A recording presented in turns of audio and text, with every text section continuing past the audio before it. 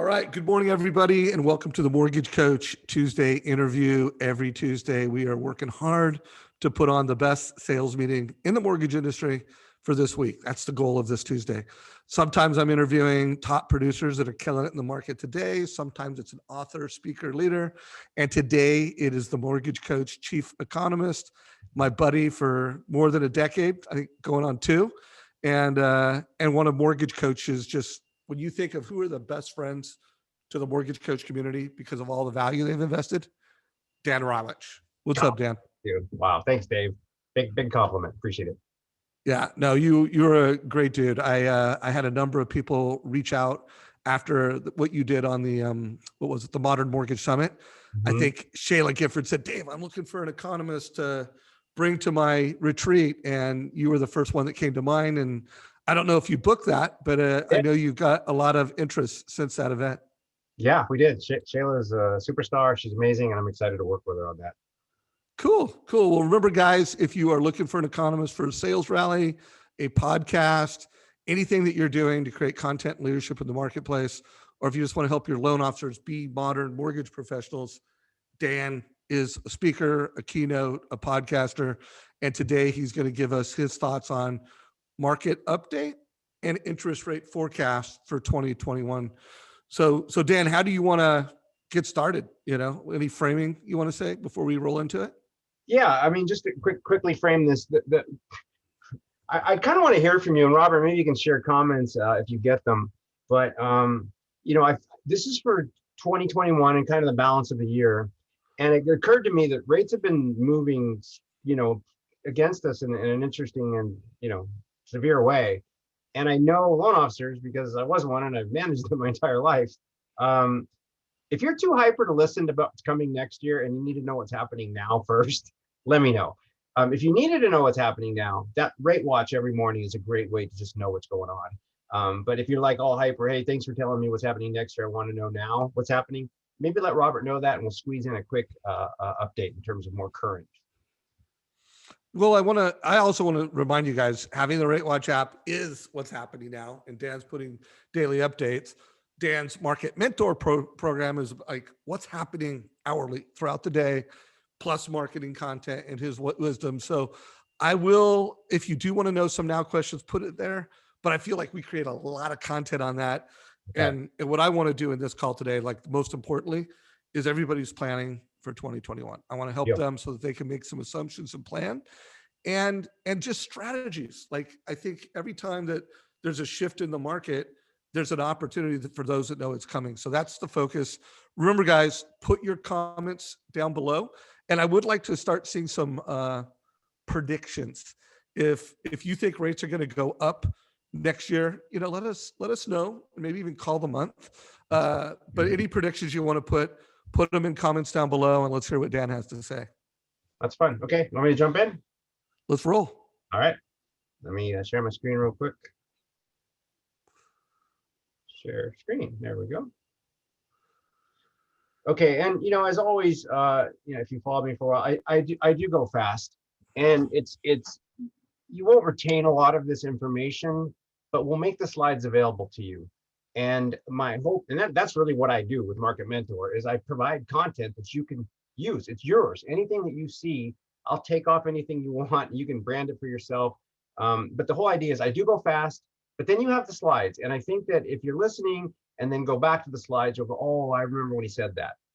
All right. So let's start with kind of the general Fed situation, because, the Fed's the deal. The Fed's the show. The Fed has been so much involved in the markets that I'm not even sure we have free market enterprise anymore to a certain extent. So we have to watch the Fed. And there's a saying on Wall Street, you can't fight the Fed. So the Fed's trapped. The Fed's trapped in a bad way. And that probably plays out really well for mortgage people, just in terms of rates. It's morbid, but I've often said, we are the undertakers of the economy. We do benefit when there's some pain in the economy because rates go down. But I don't look at that in a way. I look at it as we have a great opportunity to help a lot of people when there's pain out there, because rates go down. We can help people save money, consolidate debt, etc. So what I keep hearing, I've been having this argument for as long as I've been talking about the economy, well over 30 years, 35 years, that people believe that stimulus and a growing economy equals inflation. And it absolutely doesn't. I have so much empirical data, and I'm going to show you these first 3 slides, why that doesn't happen. So the first thing you have to realize is when the money supply grows, that could be inflation. There's a belief that it is inflationary. But if you look down here, what you can see is no, not happening. These are your inflation numbers, and this is as the Fed's been adding stimulus, and you can see no, it's going the other way. From here, this was a huge move in. Now I'm talking about M2, which is really the money supply. Just all you need to know for now. There's M1, M2, M3, but M2 is kind of all the money together, whether it's in banks or savings accounts or money market funds. And so you can see as the Fed stimulates, the money supply grows, right? He's putting more into the market. There's a very old school belief that that's inflationary. Well, look what happened here. You know, we went from 0 to $10 trillion, and inflation really went down for the most part. So that's number one. So now I also said that when the money supply grows, it can be inflationary, but that's only if the money supply goes somewhere. And so there's a term called velocity. You know what velocity means, right? But when it comes to money supply, when you see them to think money supply, all the money out there, if it stagnates, then it does nothing. And the dates got wiped out here. I'm sorry, but this is about 1998, right across this line. And this is when you can see this, how M2 kind of grew. And while the M2 was growing, sorry, 98 comes right here where this drop off is. And as M2 grew, you can see that there was some inflationary growth. That's this greenish line here. But then after 1998, money supply the money velocity and how much the money swirled around the economy just kept diving. Well, if money sits stagnant in the bank or wherever you have it, how can that be inflationary? It's not. It's not going anywhere. And so as the money supply as M2 velocity has fallen, so has inflation, and so has the general economy. So, and there's a reason for this, which I'll get to. So if you look at the debt, this blue line here is the federal balance sheet, right? This is that 98 line I talked about it. You know, this is kind of where the chasm got crossed. And if you look back in the 50s, when the Fed grew the debt, think the debt as the blue line, and then the gray line is the actual economy. The Fed grew the debt, and the economy did better. So that was good news, right? And then, you know, money velocity kind of just chopped around. It was no big deal. And then as the Fed accelerated his balance sheet, you still got a lot of lift. So again, what we're looking at is the delta between the federal debt and the greater economy. And this used to be, if you spent $1 in stimulus, we got $1 in GDP, but $1 in growth. So that's great, right? And then all of a sudden, this chasm hit in 98, and it just got ugly. You know, the more the Fed stimulated, it didn't get the lift. Sure, there's a tiny bit of growth here in the 90s and 2000, but it's insignificant relative to the debt. Can you guys see that? You see what's happening here? And here is the velocity. So the more debt we got, the more it sat around. Now, why isn't this debt creating inflation? Well, because debt is a drag. I mean, look, if you made $1 million a year and you took on $250,000 in new debt every year, that debt is accumulating. So 5 years from now, you have more debt than you do income. You're in trouble. That is not inflationary for your family. I guarantee you stop buying Maseratis about the time that your debt and your income sort of match. That's not a good situation. That's what's happening in the country right now. The more the debt we get, the bigger the drag on the economy. The more debt we need, the bigger drag on the economy. Soon he'll have to spend $10 to get $1, and velocity will continue to drop. Why? Because as this happens, people get scared and they just stop doing what they used to do. So rates cannot rise. I can't emphasize that enough. That is the main theme here. Rates cannot rise. And I know some of you are crying, go, they're rising. Okay, fine. When I say cannot rise, I'm talking about, you know, when they were really, really high. So we have the Fed has, this is the Fed funds rate here. whoops, sorry, the blue line is the Fed funds rate, and this is the general economy here.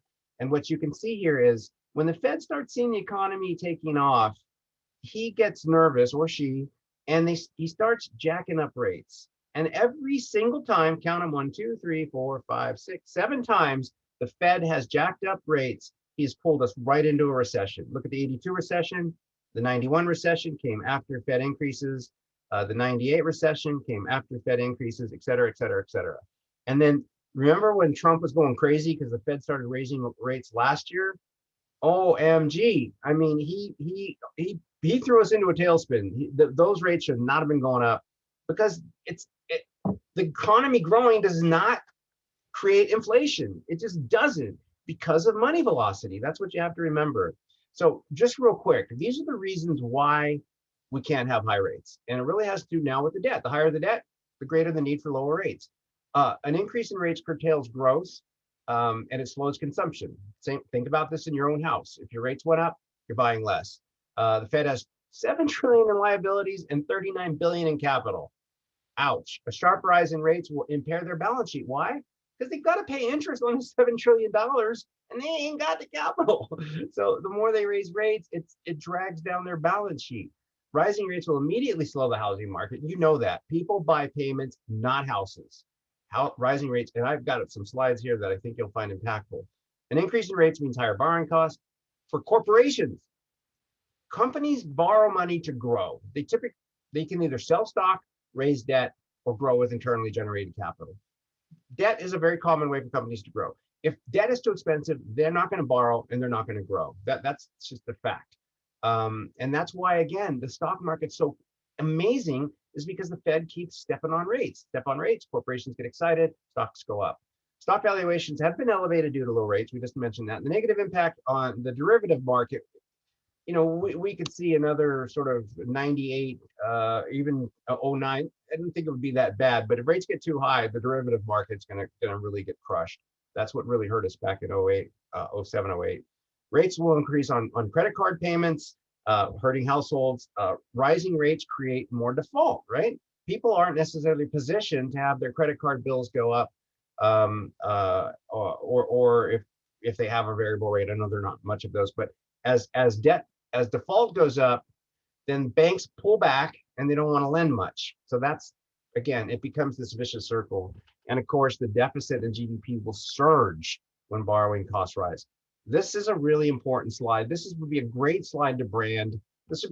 Look, every one of you could do what I just did in front of a group of realtors and explain to them why rates probably aren't going anywhere. So I want you to be thinking about all the time, how can I become a market mentor? How can I use this information to grow my business? Because you want to be the source. You want to be the person people go to. There's a big difference between loan officers and trusted advisors.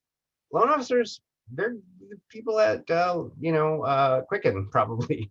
Don't be that. That's what you're competing against. All right. So the reason the Fed, Humpty Dumpty can't, all the king's horse and all the king's men can't put Humpty together again. One is debt. The debt came from trying to stimulate something that can't be stimulated because look at the population growth for the United States going back to 65, we're the blue line. I mean, that's not a good trend. Y'all need to start making more babies for sure. Now, Japan, I don't know if I'm old enough to remember, when I was a kid, Japanese goods were considered not good. You laughed, oh, is that made in Japan? And then, as you know, at some point that became opposite. Japan became known for quality, but they had population growth. And so they were able to reinvest and retool their country. And then it got ugly. I talk a lot about the lost decades of Japan. This came from this came from really their shrinking population and their aging population. We have the same problem. This is just to show you going into the future, the Fed's balance sheet's not going to get any better. It's going to continue to grow. Hopefully that growth will slow down. And so again, when you hear that, hear more debt, more drag on the economy, money velocity will continue to drop. So now let's get started kind of what I see in the future. And I think you know why I see it with that backdrop, at least I hope you do.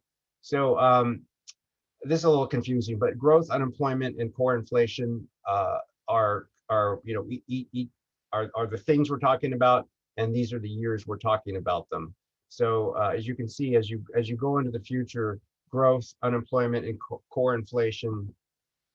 Let's see if I can say this better. So the first one is GDP growth, and you can see that in 20 it was here. 2021 it should go up a little bit. 22 should go up a little bit. That's not good. That's all less than 2% growth. That's not enough. And that could put you right in the realm of deflation. And then unemployment, yeah, it dropped and it dropped and it dropped, and now it's kind of just it's not getting better. And then inflation, same thing. The Fed just can't get that moving. And then so this is real domestic products, personal consumption, which is 70% of the economy. It's a fancy word. You hear PCE, that's how it's abbreviated. PCE is the #1 way the Fed monitors inflation. Most of us think it's CPI, Consumer Price Index. Yeah, they look at it. PCE is what they care about. And so if you look from 2099 to 2019, you can see as you go across here, kind of, and this is how much is being reinvested by private and how much we're exporting. You can see those numbers were real big in 2000, and then they just kind of kept going worse. Then you kind of had the recession, and this is from 2019 to 2029. This is the forecast. So you have personal consumption way less than it is now. You have gross investment going down and exports going down. Once again, stimulus. And then this is the economy projected year over year. This is GDP. You can see it, in 79 to 89, it ran around 3 and then 3.25. And then the recession took it way down. We got a little bit more growth, but notice it's never above 3 since 99. It used to be above 3.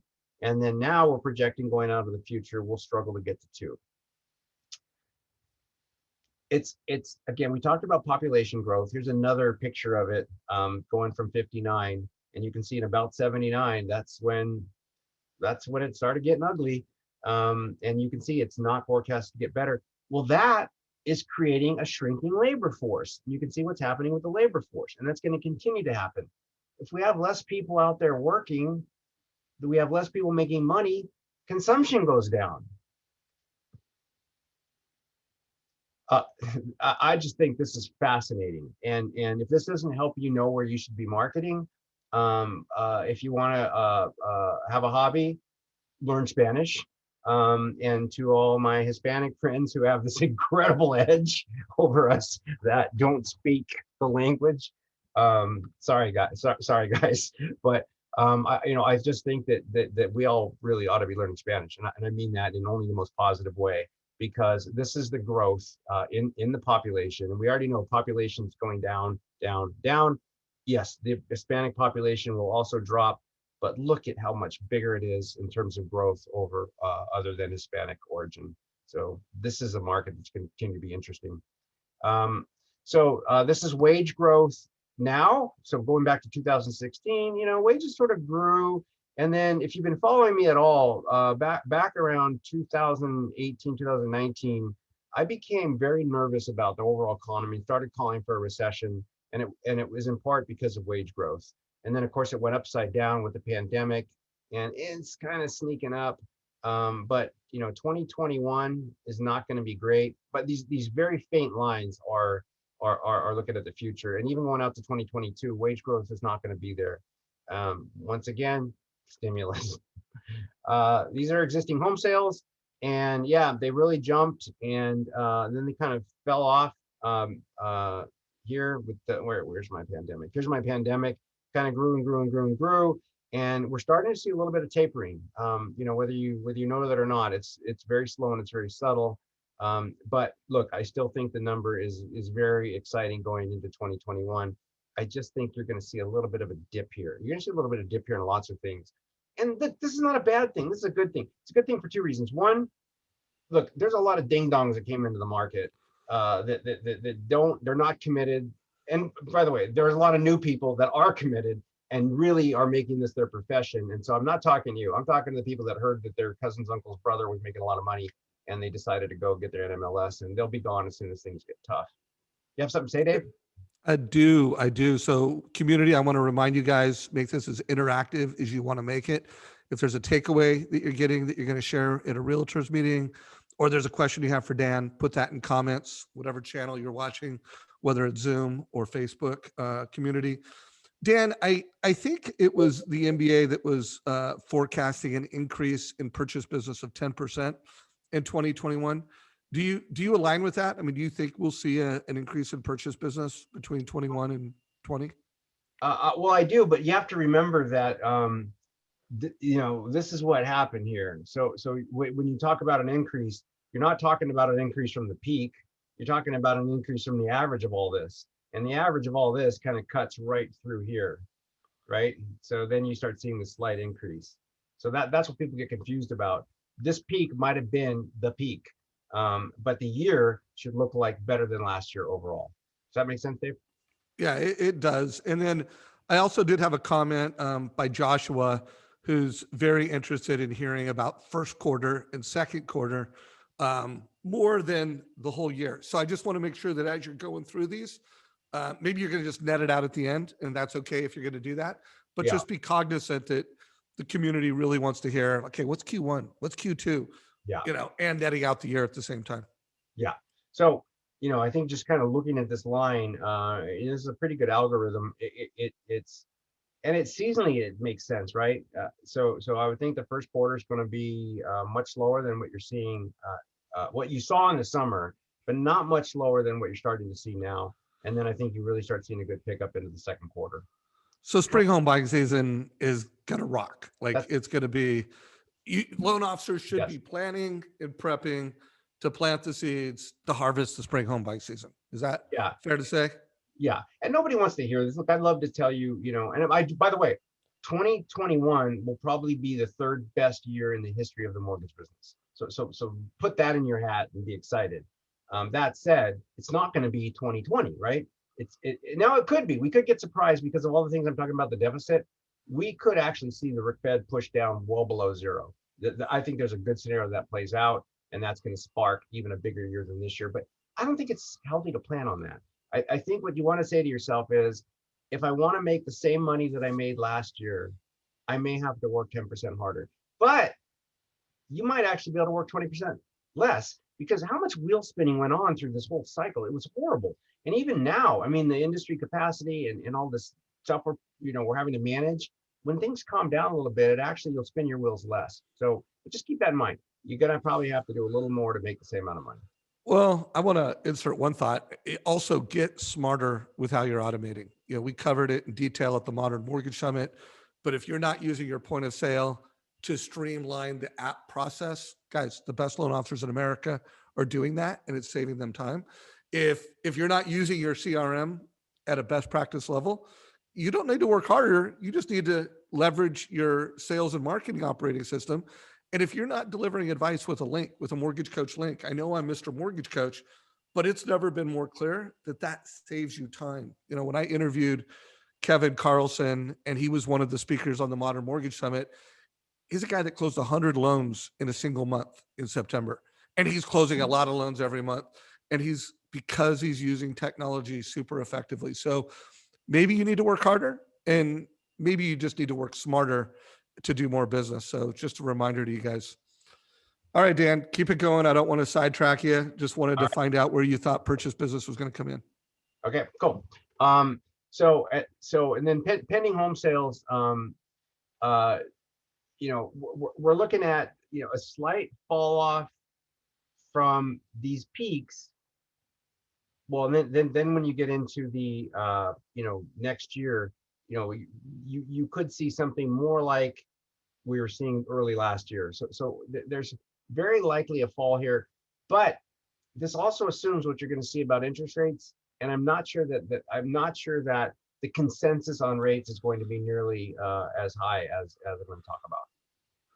Hey, Dan, Brendan Bracken just posted, I love the forecast of existing home sales dropping slightly. It's a great thing to share with realtors to help them amplify their prospecting for new business. Yeah. Do you align with that? Totally. Absolutely. And that's the whole idea, was it Good to Great? He talks about confronting the brutal facts. And while it's fun to get ourselves all hyped up, the brutal facts are really how we grow. And when we really can say, okay, this might happen, what am I going to do about it? You're ahead of the pack. Everyone else is going to be a deer in headlights, and you'll have a plan going into the first quarter and second quarter. As everybody else is struggling to manage their refinances, you should be starting to think about growing your pending home sale business. Yeah, no doubt. And I just want to call out to Brendan. Great job of news hacking, taking some data. How can I use that to share with realtors? Also, how can you take that data and share it on social media? I do want to call out, we have Deborah Bird, who is Denise Donahue's sister, who runs her social media platform, who's just doing a great job of taking stories and strategies and turning them into scroll stopping social media.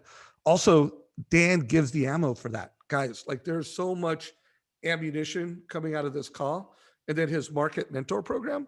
I mean, not only does he give you a lot of great updates and news, he's always showcasing on a daily basis, hey, here's the piece of news that I think is the best news for you to news hack and share in your social media. So I just want to call that out. And community, as you're going through this, if there's something Dan calls out and you're like, oh, here's a great way to leverage that in my marketing. Oh, here's a great way to leverage that with a realtor meeting. Here's a great way to leverage that with a borrower.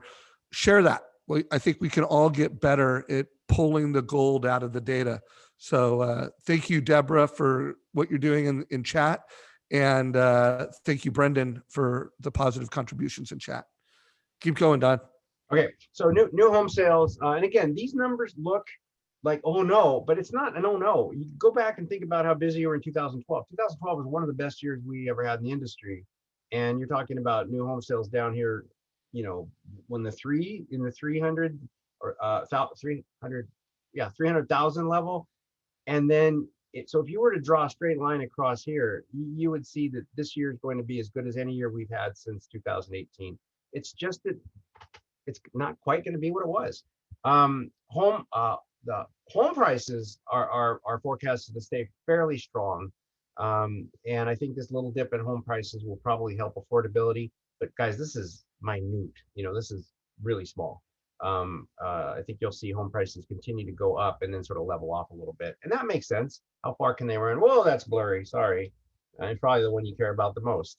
So first of all, I do think there's a lot of caveats that will make this play out much differently based on all my concerns about deficit and all that stuff.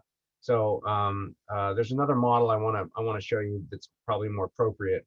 But you can see Fed funds rates down here, which is at about 0.25%, and we're looking at, you know, ending 2021 just above, just a tiny tick above with the Fed funds rate. 10-year Treasury, where are we here? All the way down here, you know, the 10-year Treasury hit what, 0.5 at a certain point, and this model's calling 2021 somewhere around 80 basis points, somewhere around where we are today. And then 30-year fixed rates, not much movement. I mean, you're talking about, you know, here's where we were, here's where we'll probably end the year. Yeah, in the 2s, and then, you know, slightly ticking up to maybe the 3s. I still think there's a way that this plays out where rates go down one more time pretty big. So Fed funds rate, again, these little tiny faint lines are the forecast. And this is really telling you Fed funds rate really don't move much through 2021, 22. And this is where it gets a little confusing. So Fed funds rates are going to stay here. I would argue that mortgage rates will not go up. And the reason is, if mortgage rates go up, it means the 10-year goes up, you know, appreciably. And if the 10-year goes up while the Fed funds rates stay down, the yield curve gets really steep. And the only time you'll see a steep yield curve is when there is forecasted to be a lot of economic growth. So if you believe my story, we're not going to see the economic growth, which means we're not going to see a steep yield curve, which means it's going to stay flat, which means rates stay low.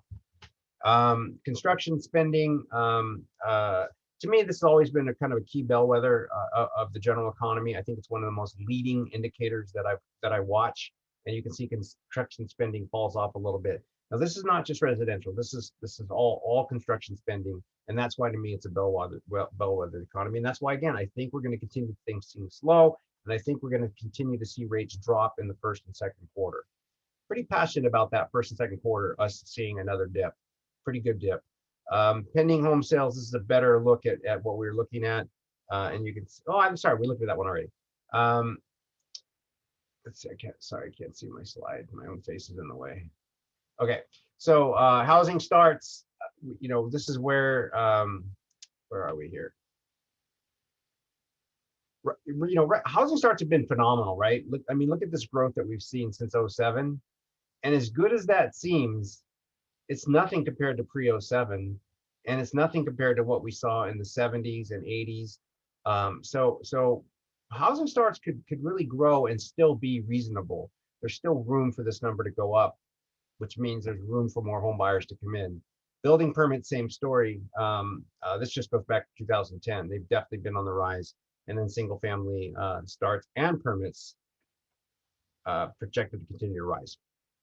So builders are feeling pretty bullish here. Now, this is going to interrupt a paradigm for you. It's going to be a very extreme concept I'm going to throw at you. And that is that there is no housing supply problem. Oh no, how could he say that? My buyers can't find a house, multiple offers. And I'll just say the market is perfect. The market's always perfect. The market is self-correcting and the market always knows what it needs to do.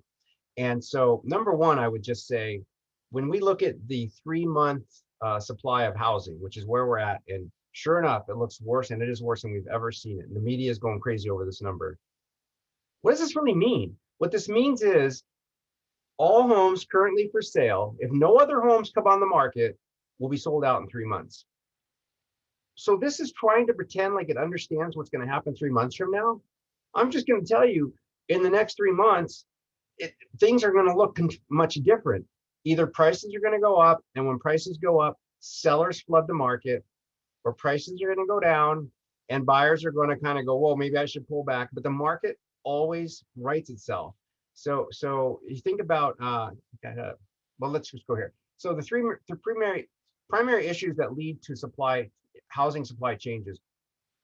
Prices rise to the point that sellers come into the market. That's one. So is there really a housing shortage problem, or are prices too low right now? And that's what's wrong with the market. If interest rates rise, buyers come out of the market, housing supply grows. If an economic recession removes buyers, housing supply grows. So right now we sort of have like this perfect, warm, fuzzy Goldilocks situation, and so that is going to keep housing supply looking low. But you see the pending home sale numbers are just going through the roof. New home sales are going through the roof. Or sorry, pending. This is a pending conversation. So how bad can supply really be? Sure, it's frustrating people, but I'm just telling you the market writes itself. And so this is, one of my favorite slides, because this really tells the story of why are housing prices really going up? Well, they're really going up because interest rates are going down. And you can't see this any more clearly than the 30-year fixed rate loan going back into the 80s. Do you see that? 18%. And then as it falls and falls and falls, it reached a point where rates got down to 6%. It's kind of the magic number. And all of a sudden we saw buyers coming out of the woodwork. And as rates came down, buyers came in. Prices went up. I believe that these rates will continue to stay low, and buyers will continue to come into the market. And if we get any appreciation, more sellers will sell their homes. And then you have other demographic things that I think will bring us more homes. So this is a good slide to show people that, and make sure sellers understand this. Look, mister, your home is not worth $1 million. Your 800 square foot home in Palo Alto is not worth $2 million. It's worth $2 million when rates are 2%. There's a big distinction there to keep in mind. And so this is total housing activity versus inventory. So once again, it's kind of a big duh here, but you can see as the housing activity composite index started rising, started dropping, housing supply started going up. Go into 2009, this is where we had this major, huge problem in terms of supply and demand, kind of this 05 level. This is where we had a big supply problem. Not as bad as now, because demand just kept growing. And as demand fell, supply came in. And so everything's kind of been okay. And then these started pulling apart. This is not really sustainable, in my opinion. I think what you're going to see is more inventory coming to the market, because maybe a few less buyers come to the market, or because rates stay low and prices go up. But something's going to drive that. And then this is a great shareable slide. Again, we'll share all these slides with you guys. Housing got extremely cheap after the global financial crisis, with the median new home buyer. This is an interesting stat, requiring 41.8 hours of average production, non-supervisory wages. So basically, think your hourly worker worked 41.8 hours to pay for their home each month in late 2000 and by 2011. And then home prices rose to the post 215 highs as rates went up. The number peaked to 60 hours. People had to work 50% harder to pay for their home because rates rose from 11 in this 215 spike. This is important to think about because borrowers, that hits an emotion, and that reminds them, hey, rates are low right now, which means you're going to work less hours to pay for that same house. And now the numbers cratered back down to 43.2. This is almost as low as it's ever been. How many hours you have to work to pay for your mortgage. You go back to the 60s, okay, fine. My dad worked, 35 or so hours, but by 69, 70, they were already working harder than we are to pay for the same mortgage. That's a pretty strong statement.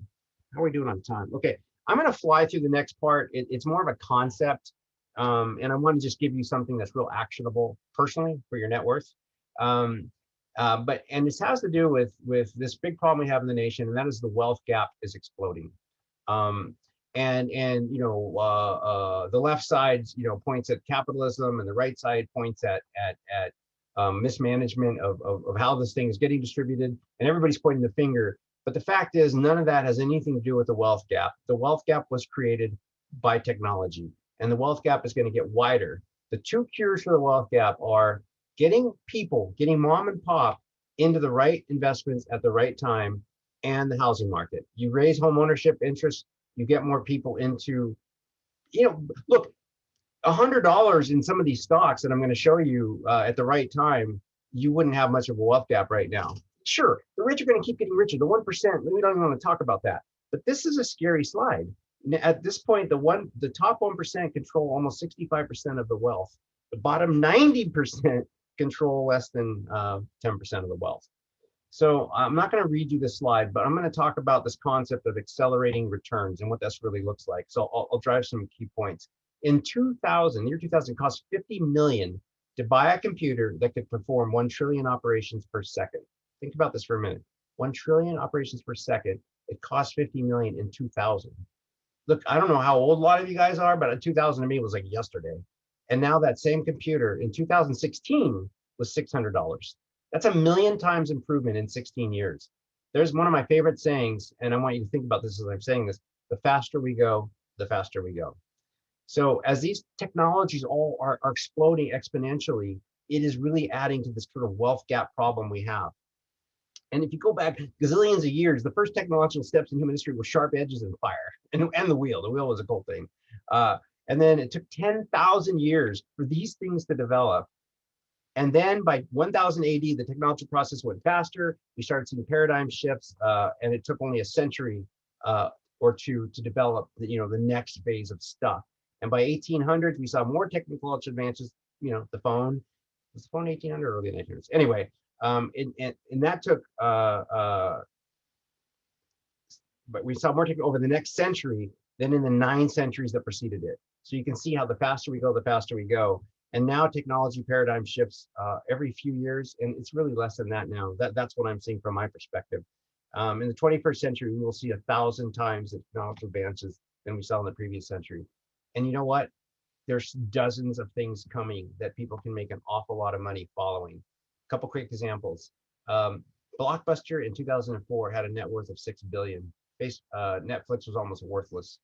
Blockbuster, they stayed a dinosaur. They thought that their model was sustainable. I think the last Blockbuster store ever was it in Oregon, Dave? It just closed. And this is, by the way, this is an old slide. The market cap of Netflix is up here somewhere, and Blockbuster's bankrupt. It is Bend, Oregon. I think it's an Airbnb now. Yeah, see, I mean, that's sad. Now, how about taxi cabs? Remember those? This is the taxi medallion prices, how much a taxi cab driver had to pay for his right to drive a taxi cab. These guys were starting to pay a fortune, and now not so much because of Uber. Payment processing. I'm pointing at now how fast technology is changing the world. And if you were putting all your money in the Bank of America and Wells Fargo and all the traditional payment processors, this is what you would have seen from a return. This is Wells Fargo and B of A, the two largest banks, no return. Look at Square. Square, as you know, it's an electronic payment processing company.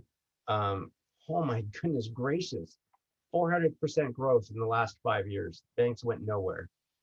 What if you were right into that? What if you would have bought Square when it came out? Home goods.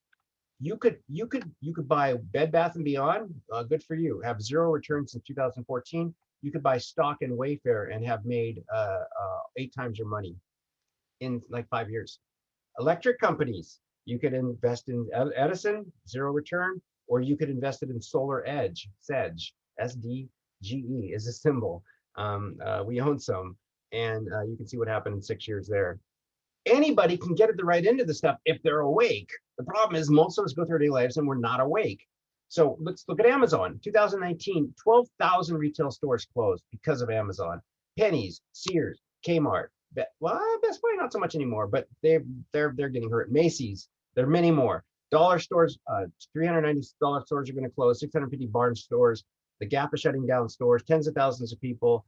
And UBS, the investment banker, says 75,000 more retail stores across America could be lost by 2026. Did you know that there is a fund, an ETF, an exchange traded fund? All it does, if you buy this fund, you're basically shorting the retail business world. So as retail stores close, the worth of this fund goes up. Why wouldn't you do that right now? When I'm all done talking, I think you're going to want to. And if you can hit me up, I'll give you that symbol. Meanwhile, fortunes are being made on the people that saw this coming, like Amazon. Jeff Bezos is now worth more than Warren Buffett. Couple quick examples. Trade Desk automates how companies places ads online. It's up 1,200% in the past 3 years. $100 here is not a small amount of money. 1,000 is a lot of money. And I think most people, because savings rates are actually pretty good right now, could have done this. Okta is an internet cloud security firm, 650% growth. Alteryx, they analyze data to help you understand your customers for marketing purposes, 700% gain. Ring Central, 700% gains. Altizian helps people collaborate online, 6 times your money. PayX Software, 1,000% return in 4 years. PaySign, 4,000% return. Now back to this wealth gap problem. They're doing this with 64 employees. The companies that compete with these guys, old school, have as many as 12,000 employees. They're doing it with 60. That's a wealth gap problem. And I guarantee those 60 people are all making a lot of money on stock options. Internet adoption rate, this is one of the biggest things that amaze me. And again, I want you to remember this. You've missed nothing. Your clients have missed nothing, and your referrals have missed. The faster we go, the opportunities are going to get bigger and they're going to move faster. So when the internet first came out, it was said that it went from 20,000 nodes. So nodes are like the building blocks of the internet, to 80,000 nodes over a 2-year period. Nobody noticed. This happened in the 80s. A decade later, it went from 20 million nodes to 80 million nodes. Then it became front page news. And by the way, this chart cuts off a long time ago. So I got to check to see how many nodes we're at now. This is how long it takes these companies to be worth $1 billion. A typical Fortune 500 company would take almost 20 years to be worth $1 billion. Google did it in 7 years. Facebook did it in 6. Tesla did it in 5. Uber's done it in 3. WhatsApp done it in 3. Snapchat, etc. Oculus Rift did it in 2 years. $1 billion market cap. And this is just a visual in terms of how fast technologies are growing. And what you can see here is, go back to the telephone, this dark blue line. In 1900, it had a 20% adoption rate. Oh my goodness. In 2000, it managed to squeeze itself up to 90% adoption rate. Isn't that crazy, guys? Let's pick another. Electricity. This seems like a cool thing to have. Adoption rate here. Look at how long it took. And even now, it's not fully adopted. Then you go to things like a smartphone tablet in purple. This is the adoption rate. So you can see the faster we go, and these lines are a good visual representation. Google, 25 times your money. Facebook, 1,000, Tesla, 1,000. Now, what this is all coming from is screen time. This is how much time we're spending in front of our computers. And this number is going to go nowhere but up. Less than 3 hours in '08, over 6 hours. And I think it's pushing 7 now. What are we doing online? We're doing this stuff, right? Flirting, gossiping, shopping, gambling, personal banking, and gaming is huge. You can see what's happening in the gaming industry. So here's just a few of the bigger companies that have gone crazy. I'm not going to read them all to you, but you can see, who they are. These are actual platforms, e-commerce, and this is the company, the chips that power these companies, and Square processes for these companies. So these are the picks and shovels, and these are the gold miners. These companies, if you average these together, have grown 400% in the last 4 years, 100% a year. Now, here's what I'm going to give you. Take this.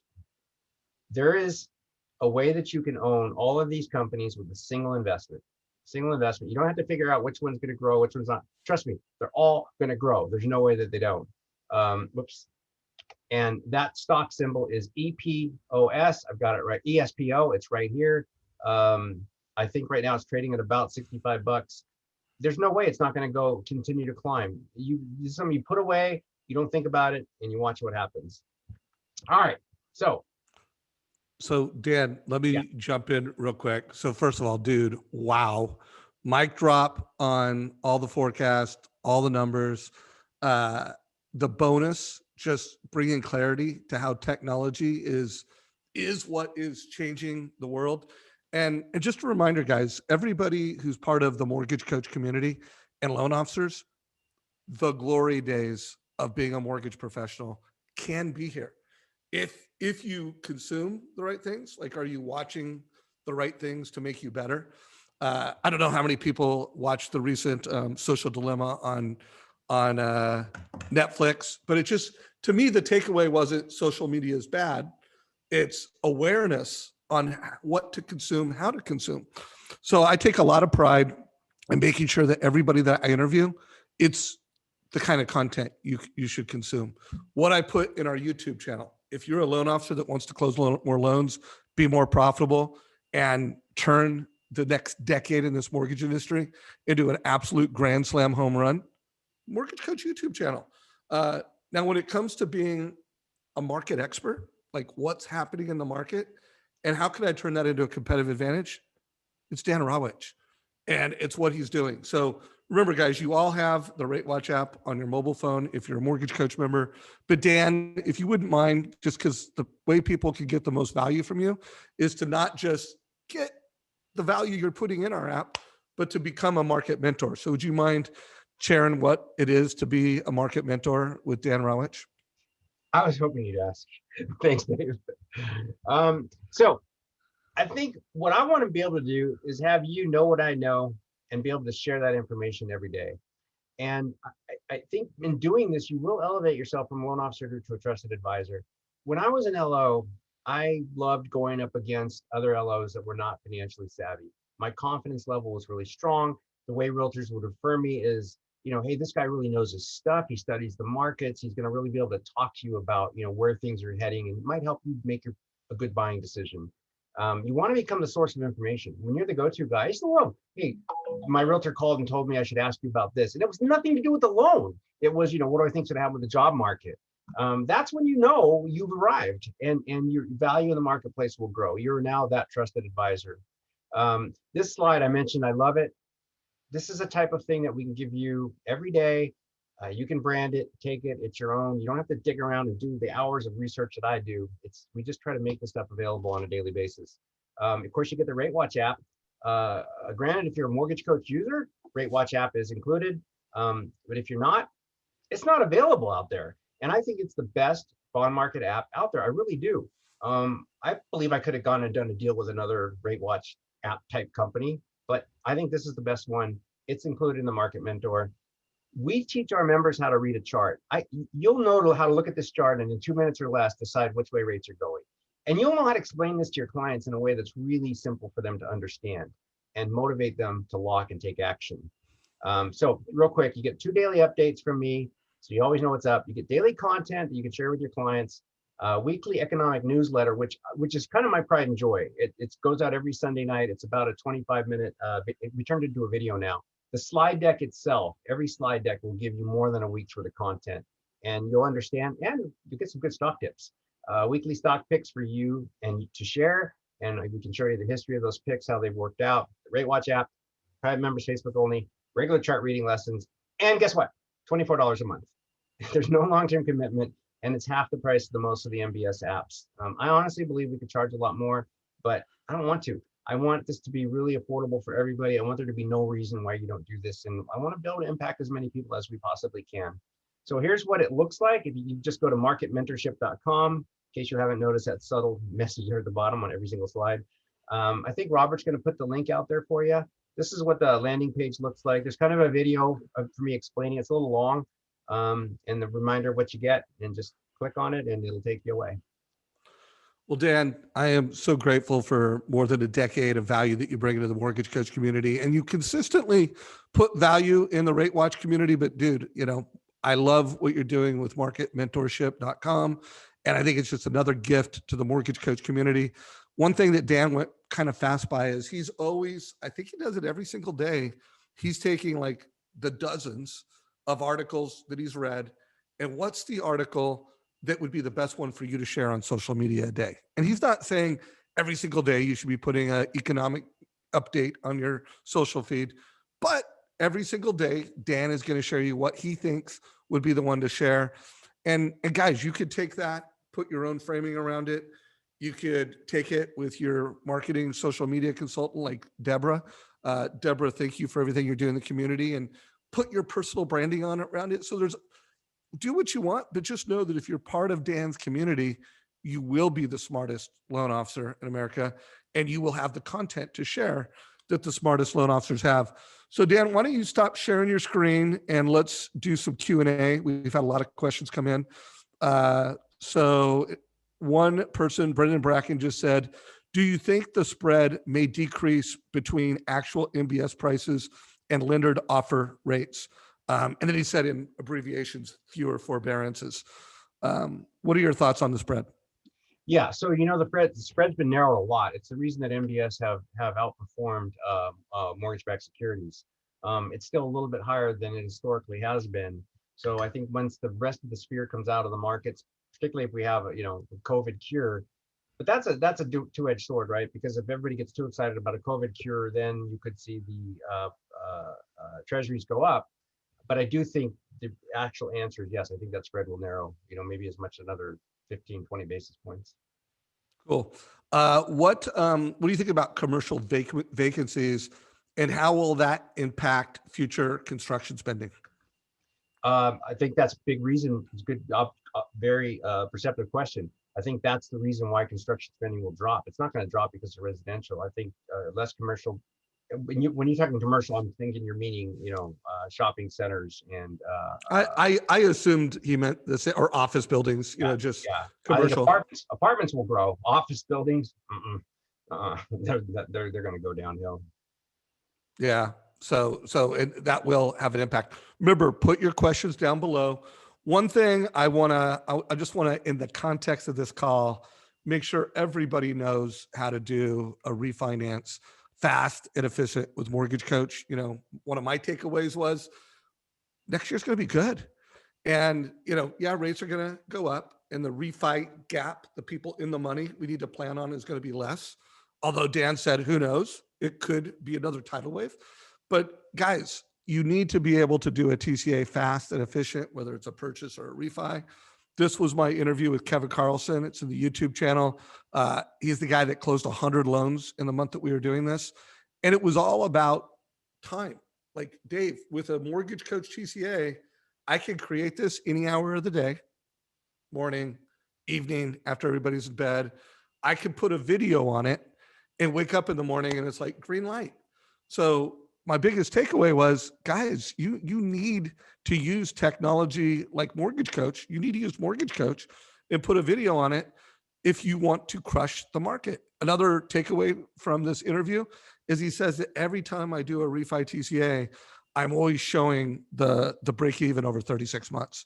And I'm always showing, hey, what if you kept making the same payment? How much faster would you pay off the loan? So just wanted to remind you guys that based on my takeaway from what Dan said, giving a total cost analysis to every family, whether it's a purchase or a refi, it's never been more important to your success. What are your thoughts on that, Dan? Well, I have a quick story about that. So back when the industry melted down, I had a big cheese job with a big cheese salary and a big cheese house and an airplane and a boat and all that fun stuff. And then my world crumbled. The company that I was running production for literally just shut its doors. There were no jobs out there. So I went back to my roots that thank God I had them. And I started doing loans. So this was about 08, 09. And that grew into a pretty decent mortgage company, which we sold. But thank God for Mortgage Coach, because I didn't know really, well, what am I going to do? How am I going to add value? I knew Dave. Video was not available yet in the Mortgage Coach. So I used to record a little video with one of those little tiny cameras. Well, there are really three things, but I'll share the two big ones. One is I did a loan for an attorney in a law firm. This is a huge law firm, 1,500 lawyers. The guy was so impressed with the video and the TCA I did, it went viral within his law firm. I'm not saying it went viral, and it went viral in his law firm. And we did at least 40 loans for those guys. Same thing happened, UC Irvine. We did a loan for one of the professors. The video went viral in the professor community. And then last but not least, and the biggest was we did a software engineer from Microsoft. And he was like, I've never seen anything like this. Like, this is so amazing. Everyone's just giving me a rate. And I don't even know how many loans we did with Microsoft, but the number was huge. I leveraged myself with that TCA and with that video. I sent that TCA. I didn't ask them to send it. I said, give me your realtor's address. Give me your dad's email address, because I think he's probably helping you with a down payment. Give me your CPA's address. Give me Uncle Billy Bob's, because I think he's probably got a little, 2 cents in the deal. And what I did is I won over all his trusted advisors. So don't depend on them to share it. Get their information and say, I want to share it so you can get feedback. Love that. That's another thing I love about Dan's updates is not only is he every day he's telling you where the market's going. He just told us his predictions for next year, but he's able to take that and turn it into marketing content. And what he just did there is turn it into sales strategy. So, dude, you are a big gift to the Mortgage Coach community. I want to remind everybody, go to marketmentor.com or marketmentorship.com. There is a link. Someone just asked, it mentions a coupon code at the top, Dan. Is that, there's no coupon code, guys. Just sign up. It's already rock bottom. Yeah. I'm not even going to ask Dan for a discount because it's so low cost. Thank you. Yeah. He's like, ugh. Where'd that come from? Yeah. So anyways, guys, any last questions before we wrap this up? And Dan, with a minute left to go, any last, just as a leader, you've coached loan officers, you've mentored loan officers, as we close out the end of the year, a minute of leadership. Well, and then I really have to go because I have a 10 o'clock options trading class to teach. This is really the concept of locking loans. And if you talk to Jeremy Forcier or any of the mega producers, in the community or any other community, they do not waste their time on floating loans. A lot of people confuse the Rate Watch guy with helping you decide how to float loans. That's not what I'm for. You lock every single loan the moment you write it. And if your borrower doesn't want to lock, that's when you use me, you use this data, you show them how fast things can move. When you don't lock a loan, you have to resell the same borrower every single day. Who has time for that? If a borrower doesn't want to lock a loan, that's his way of saying, I'm not going to commit to you any shopping. You know he's shopping you, right? You don't own that guy yet. You have his app. You get to talk to him every day. You get to gather documents. You get to keep everybody busy around you. You do not have that loan until you can't get paid until it's locked. Don't float loans, man. It breaks my heart when I see people's pipelines get wiped out. Yeah. And guys, remember the interview that I did with Amber Kovark on how to lock a loan. Top producers lock loans. They set great expectations with clients. They are leaders. They are market experts. Hope you got value from today's call. Dan Rawitch, you the man, brother. I'm up here. All right, buddy. All right, guys. If you got value, give us a like, love it, share it with your team. If you're a branch manager, you should probably watch this with your team and make sure everybody's using it as a planning tool. Take care, y'all. Thanks. Bye.